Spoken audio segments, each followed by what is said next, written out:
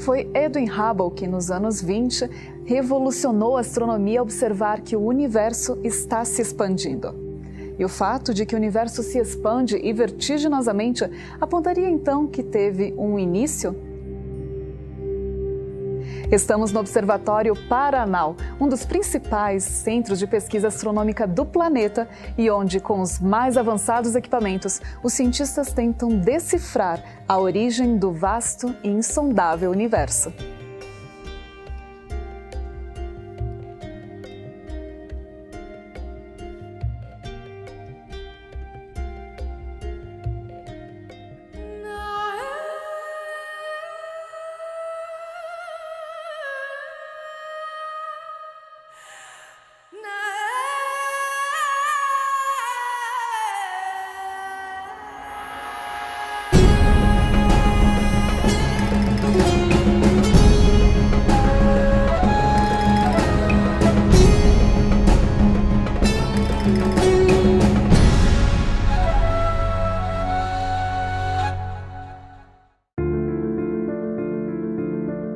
Quando Albert Einstein publicou a teoria da relatividade geral, ele acreditava firmemente que o universo era estático e eterno.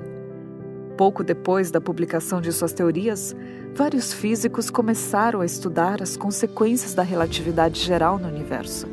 Primeiro, experimentaram ver quais seriam os resultados para um universo sem matéria e sem energia. Depois, com energia ou matéria uniformemente distribuída. Em todos os casos, os resultados indicaram universos que se expandem ou se contraem.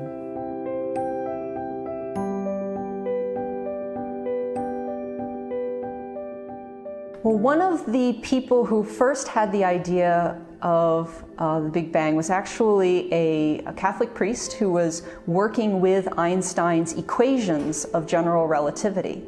And one of the things that he noticed was that these equations predicted that the universe should not just be sitting there static, unmoving throughout all time, that the universe was more likely to be expanding or contracting. Its size should be changing.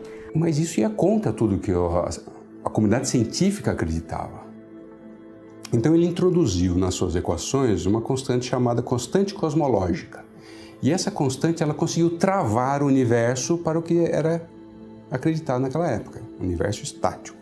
Embora os cálculos tendessem a mostrar isso, as pessoas sempre descartavam isso. Não, isso aqui é uma abstração nossa, é um erro de cálculo, é uma forma é um defeito do modelo. E observou-se que se você acrescentava a essa equação um princípio cosmológico, que é o princípio onde o universo é o mesmo em qualquer posição, ou é o mesmo em qualquer direção. Se você acrescenta isso à equação de Einstein e resolve essa equação, você tem uma equação que descreve a evolução do universo.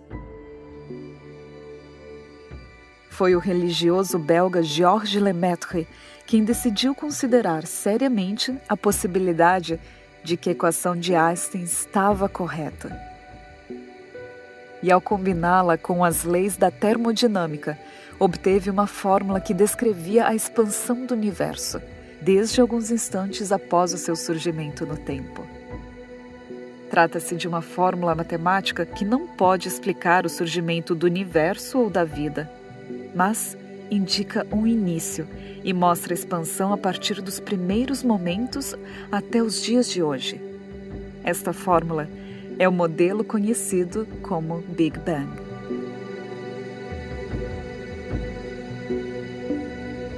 Então ele pegou a equação de Einstein, deduziu as consequências dela e pegou também consequências da termodinâmica, juntou com leis conhecidas e chegou à conclusão, não. A equação em si nos dá vários modelos possíveis de universo, mas também, se eu juntar com essas outras leis conhecidas, como coisas da termodinâmica, eu posso afirmar que o universo está se expandindo, sim, mesmo sem olhar para o céu. O universo está se expandindo, e se eu olhar para o resultado completo da solução dessa equação diferencial, eu descubro que o universo teve uma origem. E aí ele chamou esse modelo, que é o resultado desse cálculo, de modelo do ovo primordial, algo assim, né? Que o universo teria partido de uma coisa muito concentrada e se expandindo. Até esse momento, você tinha uma equação que descrevia a evolução do universo, mas era uma equação. Nessa mesma época, Edwin Hubble começou a estudar as nebulosas e percebeu que todas elas tinham um desvio para o vermelho. Ou seja, isso indicava que as galáxias estavam se distanciando da Terra. E ele observou que quanto mais longe essas galáxias estavam, mais rápido elas se moviam e sempre para mais distante. E se você observar em várias direções, todo mundo indo para mais distante, a conclusão é que o universo está se expandindo. Einstein, quando viu o trabalho de Hubble, ele não acreditou. Ele foi pessoalmente ao observatório de Hubble para confirmar aquilo em loco, se era realmente verdade aquilo ou não. E ele se convenceu, e ele teve que reformar a sua teoria, ao ponto dele dizer que aquela constante cosmológica foi o maior erro da vida dele. A expressão Big Bang foi usada publicamente pela primeira vez por Sir Fred Hoyle em um programa de rádio da BBC em março de 1949. Naquela época, ele estava tentando ridicularizar Lemaitre por sugerir a existência de um criador. Hoyle acreditava que o universo era eterno e buscava explicações alternativas sobre a aproximação para o vermelho das galáxias. Como todas as leis físicas, elas são, tirando uma, elas são simétricas por inversão temporal, quer dizer, se você passa o tempo de trás para frente, elas funcionam do mesmo jeito. Isso significa que se o universo está se expandindo, quando você vai em direção ao passado, ele estava se contraindo. E, portanto, se você continua com essa contração, você vai chegar na chamada singularidade, que deve ter dado origem ao Big Bang. Depois dessa ideia inicial, a ideia foi refinada. O Big Bang passou então a ser refinado. Então você não tem apenas a origem num tempo inicial, mas você tem a origem, você acrescentou isso, como se deu a formação das partículas, como depois as galáxias vão se organizando. Então aí você vai acrescentando aquela teoria inicial. O Big Bang é frequentemente associado a uma explosão porque, inicialmente, o modelo apresenta uma expansão proporcionalmente muito rápida. Basicamente, trata-se de um modelo no qual o universo surge espantosamente rápido. Os físicos costumam chamar de explosão a qualquer processo rápido. Um exemplo disso é a expressão explosão demográfica, ao se referir ao aumento repentino e rápido de indivíduos em uma determinada população. Os primeiros momentos do Big Bang são muito rápidos. Inclusive, quando você considera só os 3 primeiros minutos do Big Bang, você já tem ali a formação de partículas. Já nos 3 primeiros minutos do Big Bang. Você sai de uma estrutura extremamente densa, pequena, e passa para um estado onde você já tem partículas. Você tem separação das 4 forças fundamentais, força nuclear forte e fraca, que lidam lá, tem a ver com o núcleo do átomo. Tem a força eletromagnética, força que a gente observa entre cargas de sinais iguais e sinais diferentes, essa força. E tem a força de gravidade. Tudo isso já acontece, separação das forças, formação de partículas só nos 3 primeiros minutos. E depois uma segunda fase também muito rápida é o que a gente chama de inflação. Logo após esse início, que também é muito rápida. Quando eu uso o termo muito rápido, é um termo, não se trata de escalas de segundo, mas de escalas de milionésimos ou bilionésimos de segundo. Aconteceu o que a gente chama de inflação. A expansão, o universo está aumentando de tamanho. A inflação, ele passa a crescer exponencialmente. Você não só dobra de tamanho ou triplica de tamanho, mas eu vou dar um exemplo, você passa de 2 para 4 vezes o seu tamanho, depois você passa para 16 vezes o seu tamanho e por aí vai.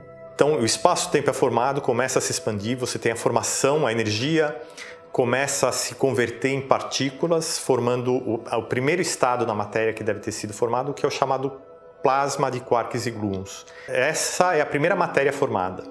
Ela começa a se expandir junto com o universo e esfria nesse processo de expansão. E à medida que ela esfria, vai formando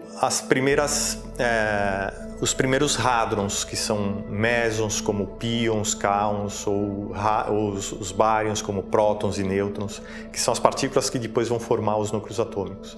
Essas partículas interagem fortemente, né? Tem a interação forte. Então, elas se aglutinam para formar núcleos. E aí começam a surgir os núcleos atômicos e depois os átomos. Y una vez que se forma el átomo de hidrógeno, el universo ya se empieza a parecer más a lo que nosotros conocemos ahora. In this environment, which is anyhow expanding, gravity plays a key role to form filaments of atoms and to form the structure that will evolve in nowadays galaxies. Even though the big picture seems so simple, a universe, but is expansive, accelerating, fine. The structure that you see in it extremely complex in terms of how various are there, in terms of the huge variety of phenomena that you have, starting from star formation, star evolution, star death, to the formation and evolution of galaxies, supermassive black holes. How these supermassive black holes influence this evolution, because they play a role as well. And then how do we go to the smaller scale in a galaxy? How do we form planets? The solar system is not the only system made of a star and planet orbiting around it. We know that there are exoplanets orbiting around our stars. And how we go through the biggest and largest scales to the smallest one, it's so fascinating, and it's a challenge. Como as galáxias parecem estar separando-se mais rápido quando estão mais distantes, isso significaria que todas estiveram juntas em um passado distante, tendo sido lançadas de um ponto inicial por uma grande explosão.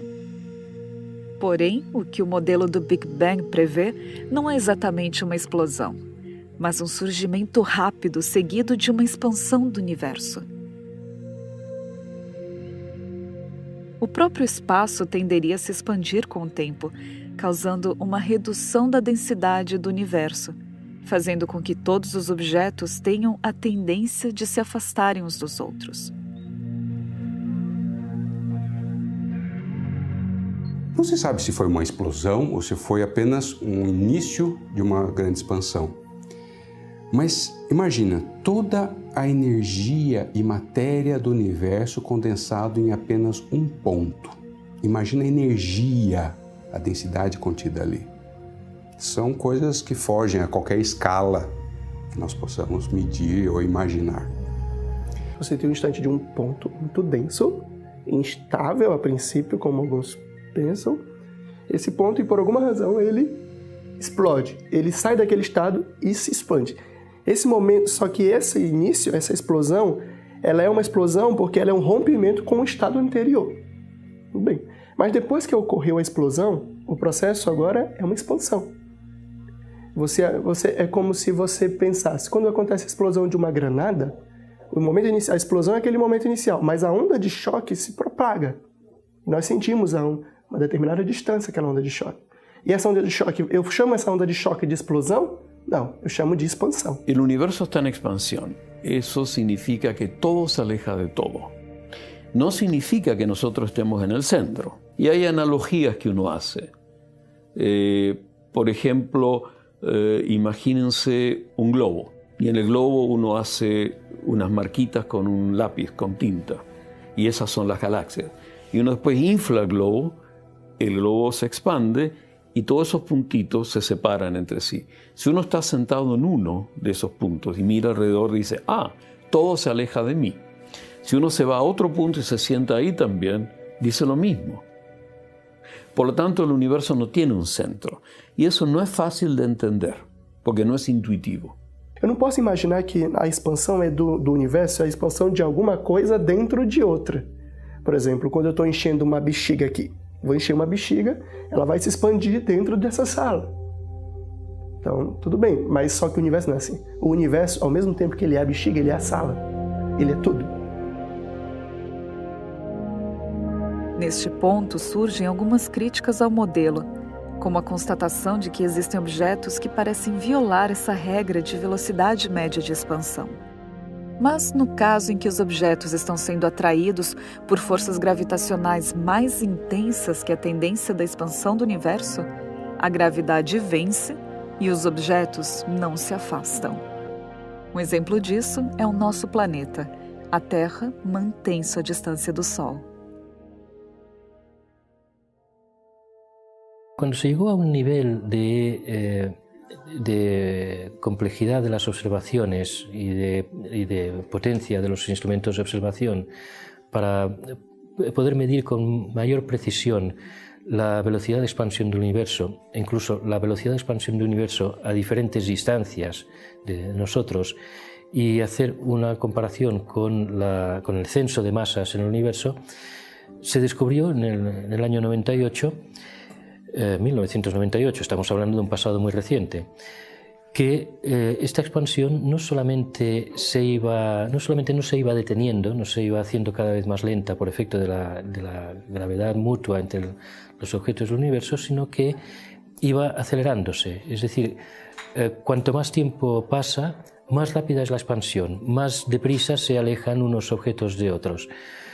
Y esto fue un descubrimiento muy fundamental, tan fundamental que dio lugar al Premio Nobel de Física en el año 2011, tan fundamental que nos dijo que existía algún factor más allá de la masa, o además de la masa, que contrarrestaba incluso el efecto de esta atracción de cualquier masa del universo sobre cualquier otra, y que hacía que globalmente lo que dominara no fuera esta atracción mutua entre la masa, sino una repulsión de origen desconocido, que los cosmólogos llaman la energía oscura, porque de alguna manera hay que llamarla, pero no porque sepamos en qué consiste, que se manifiesta como una energía que lleva asociada una presión negativa y que hace que la gravedad pierda respecto a esta fuerza y que se convierta esta atracción mutua en una repulsión debido a esta fuerza adicional que no habíamos tenido en cuenta y cuyo origen todavía es desconocido y es una de las principales fuentes de investigación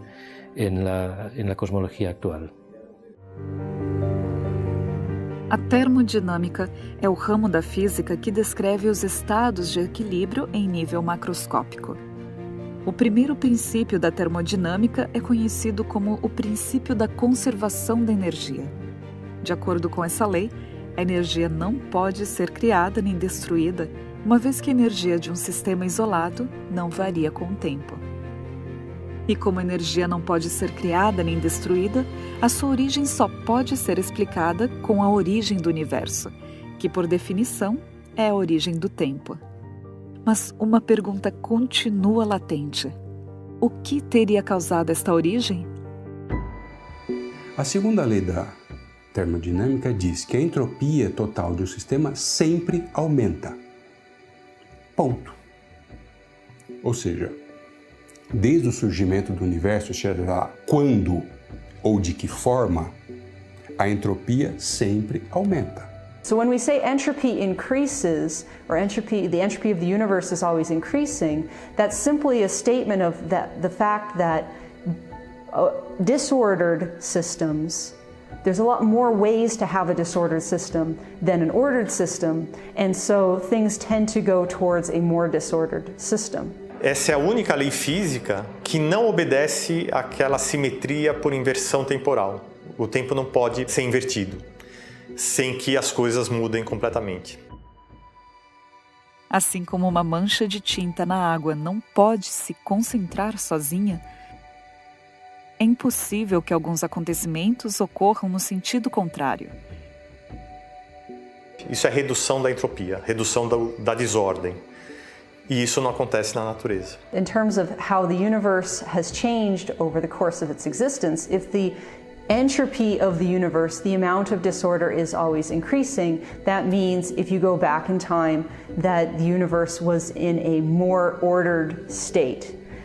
So the Big Bang era the beginning of the universe would have been in a more ordered state than it is now. O grau de desordem do universo ele aumentou em relação ao que era no Big Bang. Claro que a gente não sabe exatamente o que era, né?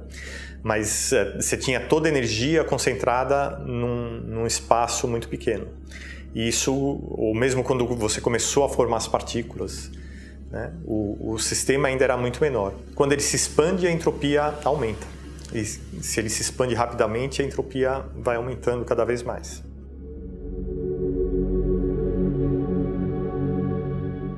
Independentemente de qual tenha sido a origem do universo, a segunda lei da termodinâmica carrega em si a inevitável implicação de que o universo teve uma origem mais ordenada, o que para alguns sugere a ideia de um organizador.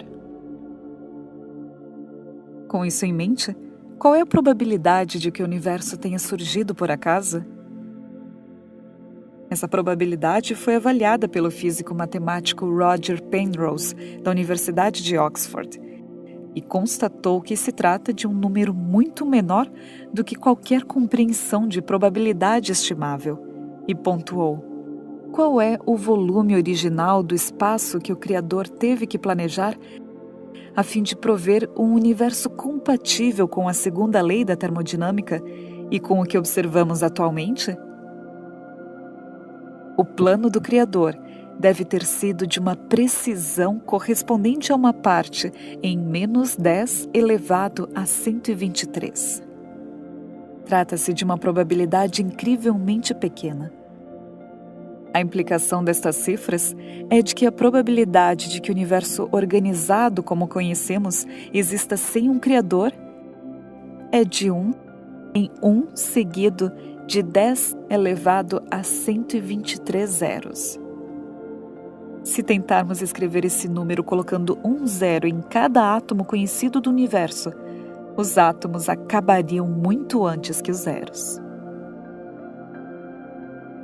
A análise das leis naturais de conservação, da energia e da entropia parece apontar para um momento inicial em que uma fonte sobrenatural introduziu energia e ordem ao universo. E as improbabilidades apresentadas por Penrose nos animam a questionar algumas das ideias estabelecidas, em busca de alternativas para a origem do universo, muito além do mero acaso.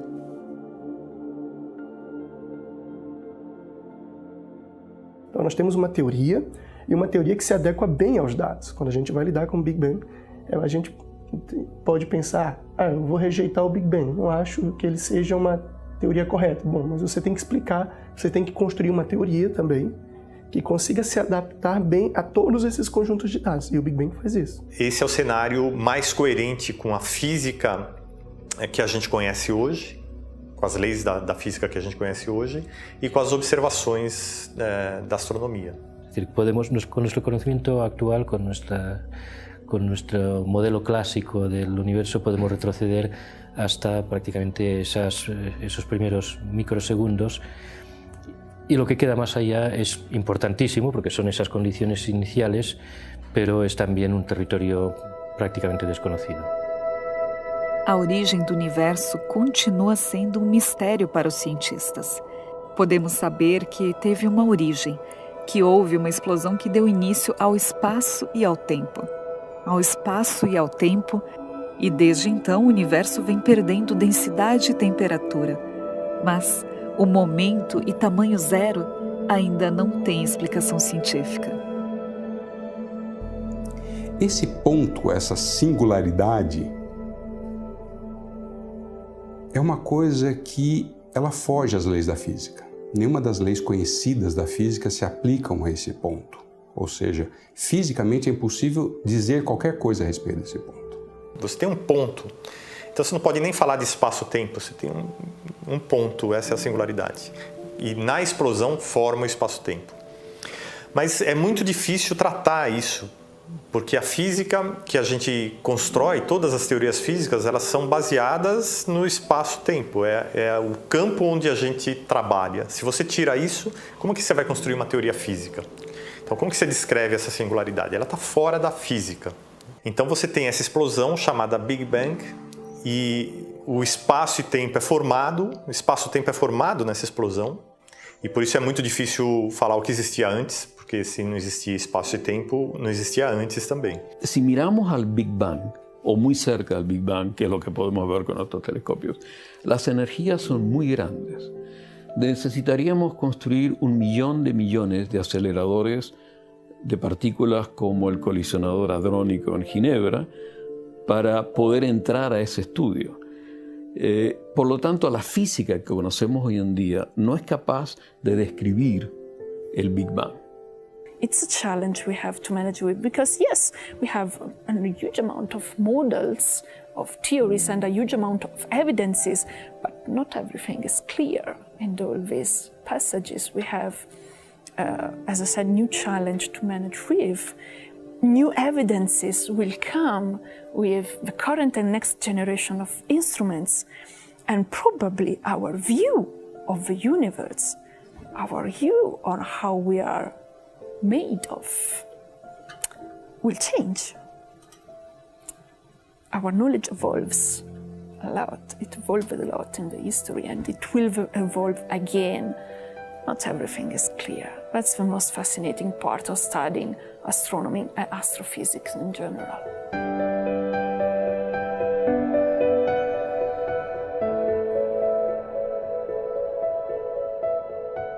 Ao levantar os olhos para o majestoso universo, com suas perfeitas simetrias, suas intensas combinações de cores e suas delicadas formas que revestem a escuridão de grandeza, podemos concluir que existe uma eternidade repleta de descobertas fantásticas nos esperando. Hoje não conhecemos todos os aspectos que envolvem a origem do tempo, do espaço e da matéria. Mas podemos afirmar uma coisa: o universo teve uma origem, assim como está escrito no relato de Gênesis. Contudo, seria o Big Bang coerente com a Bíblia? Este é um aspecto intrigante e complexo que abordaremos em nosso próximo programa.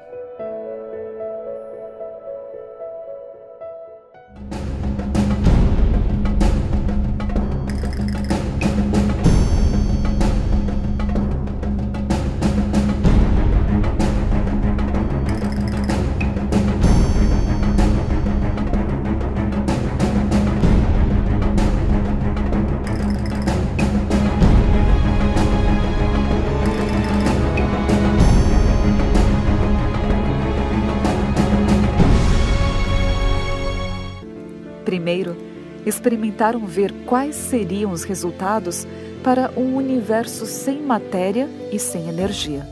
Depois, com energia ou matéria uniformemente distribuída. Em todos os casos, os resultados indicaram universos que se expandem ou se contraem.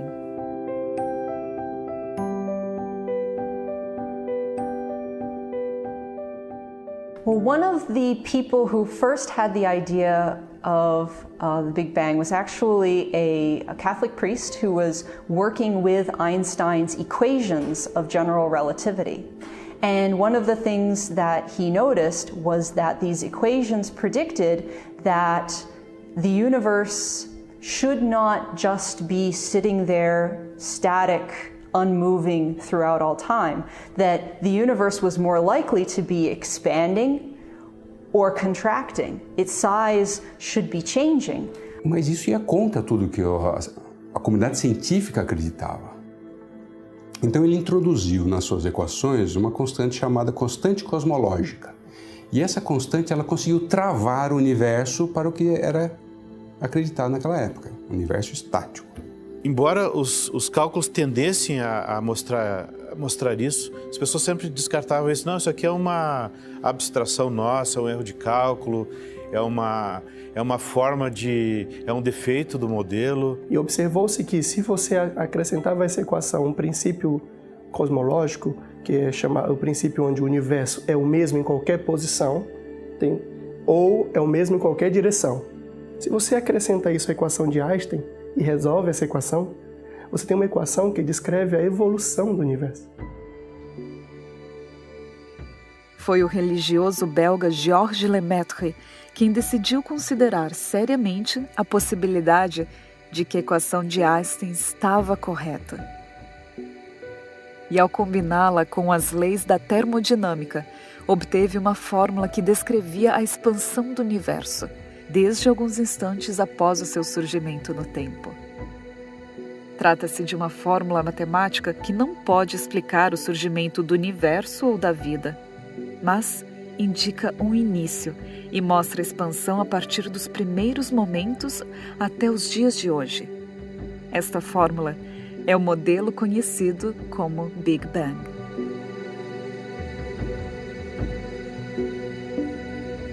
Então ele pegou a equação de Einstein, deduziu as consequências dela e pegou também consequências da termodinâmica, juntou com leis conhecidas e chegou à conclusão, não. A equação em si nos dá vários modelos possíveis de universo, mas também... A Terra mantém sua distância do Sol. Cuando se llegó a un nivel de complejidad de las observaciones y de potencia de los instrumentos de observación para poder medir con mayor precisión la velocidad de expansión del universo, e incluso la velocidad de expansión del universo a diferentes distancias de nosotros, y hacer una comparación con el censo de masas en el universo, se descubrió en el año 1998, estamos hablando de un pasado muy reciente, que esta expansión no solamente no se iba deteniendo, no se iba haciendo cada vez más lenta por efecto de la gravedad mutua entre los objetos del universo, sino que iba acelerándose. Es decir, cuanto más tiempo pasa, más rápida es la expansión, más deprisa se alejan unos objetos de otros. Y esto fue un descubrimiento muy fundamental, tan fundamental que dio lugar al Premio Nobel de Física en el año 2011, tan fundamental que nos dijo que existía algún factor más allá de la masa, o además de la masa, que contrarrestaba incluso el efecto de esta atracción de cualquier masa del universo sobre cualquier otra, y que hacía que globalmente lo que dominara no fuera esta atracción mutua entre la masa, sino una repulsión de origen desconocido, que los cosmólogos llaman la energía oscura, porque de alguna manera hay que llamarla, pero no porque sepamos en qué consiste, que se manifiesta como una energía que lleva asociada una presión negativa y que hace que la gravedad pierda respecto a esta fuerza y que se convierta esta atracción mutua en una repulsión debido a esta fuerza adicional que no habíamos tenido en cuenta y cuyo origen todavía es desconocido y es una de las principales fuentes de investigación en la cosmología actual. A termodinâmica é o ramo da física que descreve os estados de equilíbrio em nível macroscópico. O primeiro princípio da termodinâmica é conhecido como o princípio da conservação da energia. De acordo com essa lei, a energia não pode ser criada nem destruída, uma vez que a energia de um sistema isolado não varia com o tempo. E como a energia não pode ser criada nem destruída, a sua origem só pode ser explicada com a origem do universo, que por definição é a origem do tempo. Mas uma pergunta continua latente. O que teria causado esta origem? A segunda lei da termodinâmica diz que a entropia total de um sistema sempre... Independentemente de qual tenha sido a origem do universo, a segunda lei da termodinâmica carrega em si a inevitável implicação de que o universo teve uma origem mais ordenada, o que para alguns sugere a ideia de um organizador. Com isso em mente, qual é a probabilidade de que o universo tenha surgido por acaso? Essa probabilidade foi avaliada pelo físico matemático Roger Penrose, da Universidade de Oxford, e constatou que se trata de um número muito menor do que qualquer compreensão de probabilidade estimável, e pontuou: qual é o volume original do espaço que o Criador teve que planejar a fim de prover um universo compatível com a segunda lei da termodinâmica e com o que observamos atualmente? O plano do Criador deve ter sido de uma precisão correspondente a uma parte em menos 10 elevado a 123. Trata-se de uma probabilidade incrivelmente pequena. A implicação destas cifras é de que a probabilidade de que o universo organizado como conhecemos exista sem um Criador é de 1 em 1 seguido de 10 elevado a 123 zeros. Se tentarmos escrever esse número colocando um zero em cada átomo conhecido do universo, os átomos acabariam muito antes que os zeros. A análise das leis naturais de conservação, da energia e da entropia parece apontar para um momento inicial em que uma fonte sobrenatural introduziu energia e ordem ao universo. E as improbabilidades apresentadas por Penrose nos animam a questionar algumas das ideias estabelecidas, em busca de alternativas para a origem do universo, muito além do mero acaso.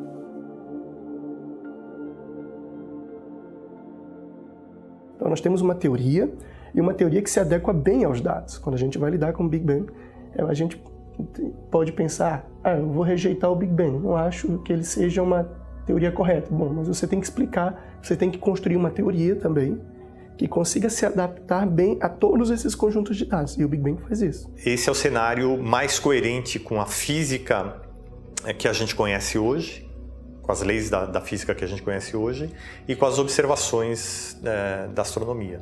Es decir, podemos, con nuestro conocimiento actual, con nuestro modelo clásico del universo, podemos retroceder hasta prácticamente esos primeros microsegundos da física. Nenhuma das leis conhecidas da física se aplicam a esse ponto. Ou seja, fisicamente é impossível dizer qualquer coisa a respeito desse ponto. Você tem um ponto, então você não pode nem falar de espaço-tempo, você tem um ponto, essa é a singularidade. E na explosão forma o espaço-tempo. Mas é muito difícil tratar isso, porque a física que a gente constrói, todas as teorias físicas, elas são baseadas no espaço-tempo, é o campo onde a gente trabalha. Se você tira isso, como que você vai construir uma teoria física? Então, como que você descreve essa singularidade? Ela está fora da física. Então, você tem essa explosão chamada Big Bang e o espaço e tempo é formado, o espaço-tempo é formado nessa explosão e por isso é muito difícil falar o que existia antes, porque se não existia espaço e tempo, não existia antes também. Si miramos al Big Bang, o muy cerca del Big Bang, que es lo que podemos ver con nuestros telescopios, las energías son muy grandes. Necesitaríamos construir 1 millón de millones de aceleradores de partículas como el colisionador hadrónico en Ginebra para poder entrar a ese estudio. Por lo tanto, la física que conocemos hoy en día no es capaz de describir el Big Bang. It's a challenge we have to manage with because, yes, we have a huge amount of models, of theories, and a huge amount of evidences, but not everything is clear in all these passages. We have, as I said, new challenge to manage with. New evidences will come with the current and next generation of instruments, and probably our view of the universe, our view on how we are made of, will change. Our knowledge evolves a lot. It evolved a lot in the history, and it will evolve again. Not everything is clear. That's the most fascinating part of studying astronomy and astrophysics in general.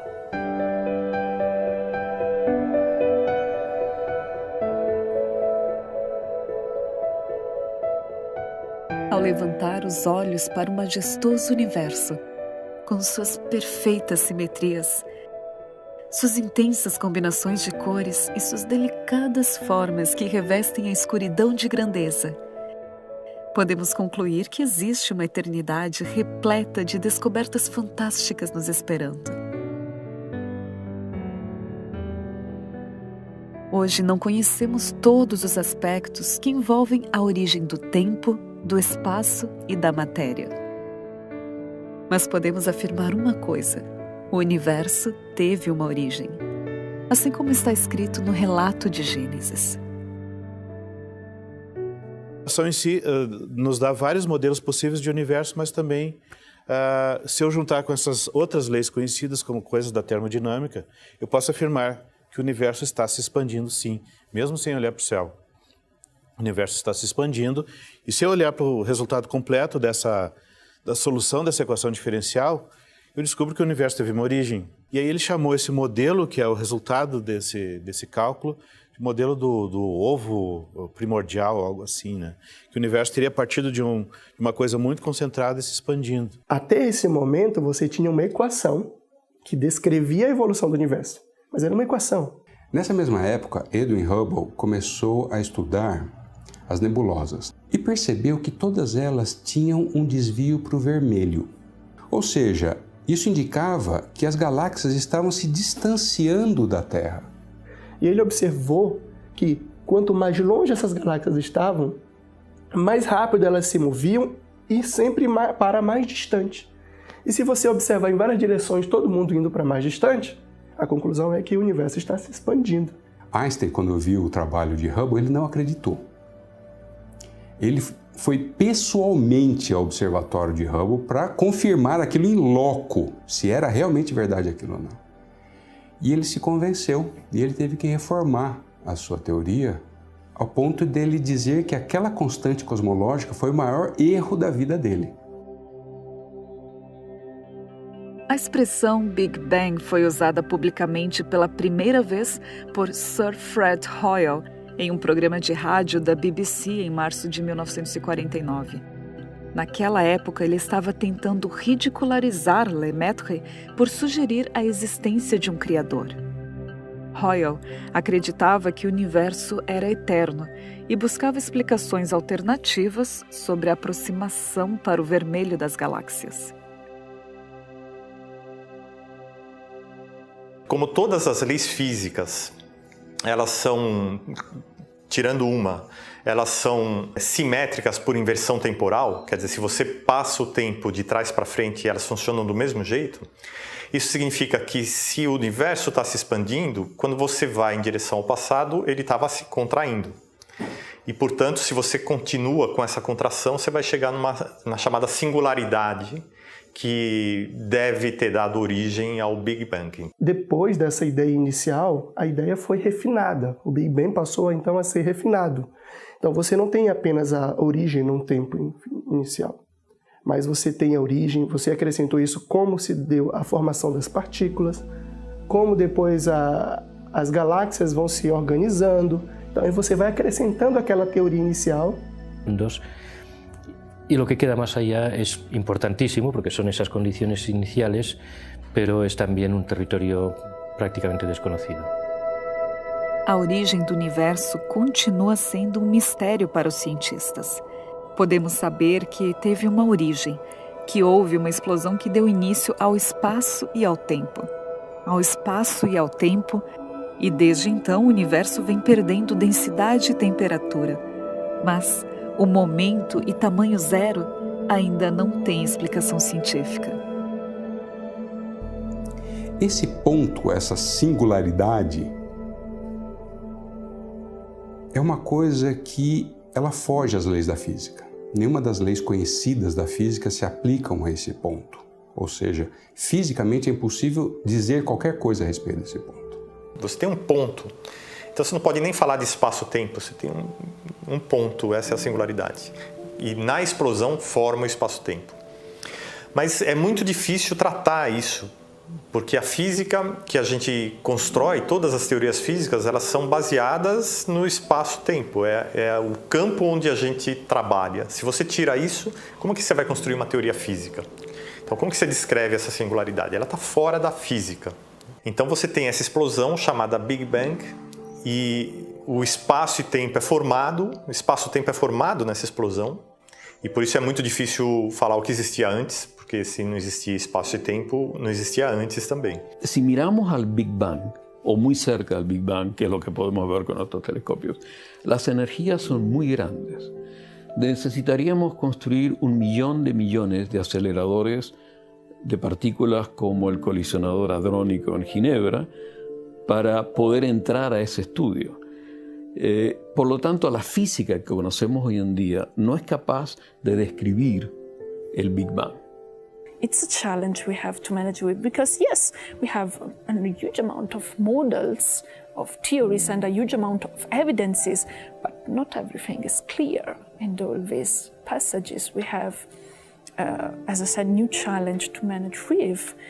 New evidences will come with the current and next generation of instruments, and probably our view of the universe, our view on how we are made of, will change.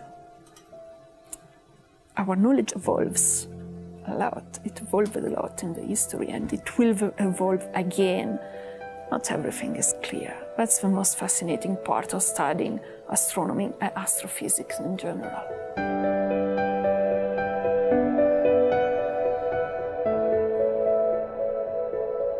The beginning of the universe would have been in a more ordered state than it is now. O grau de desordem do universo ele aumentou em relação ao que era no Big Bang. Claro que a gente não sabe exatamente o que era, né? Mas você tinha toda a energia concentrada num espaço muito pequeno. E isso, ou mesmo quando você começou a formar as partículas, né, o sistema ainda era muito menor. Quando ele se expande, a entropia aumenta. E se ele se expande rapidamente, a entropia vai aumentando cada vez mais.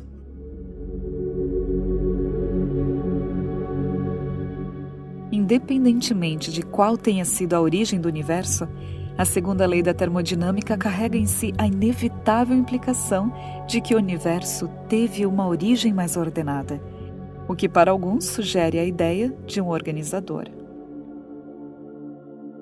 Com isso em mente, qual é a probabilidade de que o universo tenha surgido por acaso? Essa probabilidade foi avaliada pelo físico matemático Roger Penrose, da Universidade de Oxford, e constatou que se trata de um número muito menor do que qualquer compreensão de probabilidade estimável, e pontuou: qual é o volume original do espaço que o Criador teve que planejar a fim de prover um universo compatível com a segunda lei da termodinâmica e com o que observamos atualmente? O plano do Criador deve ter sido de uma precisão correspondente a uma parte em menos 10 elevado a 123. Trata-se de uma probabilidade incrivelmente pequena. A implicação destas cifras é de que a probabilidade de que o universo organizado como conhecemos exista sem um Criador é de 1 em 1 seguido de 10 elevado a 123 zeros. Se tentarmos escrever esse número colocando um zero em cada átomo conhecido do universo, os átomos acabariam muito antes que os zeros.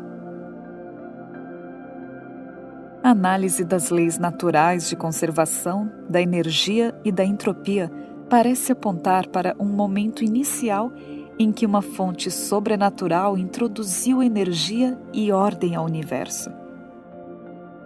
E as improbabilidades apresentadas por Penrose nos animam a questionar algumas das ideias estabelecidas, em busca de alternativas para a origem do universo, muito além do mero acaso.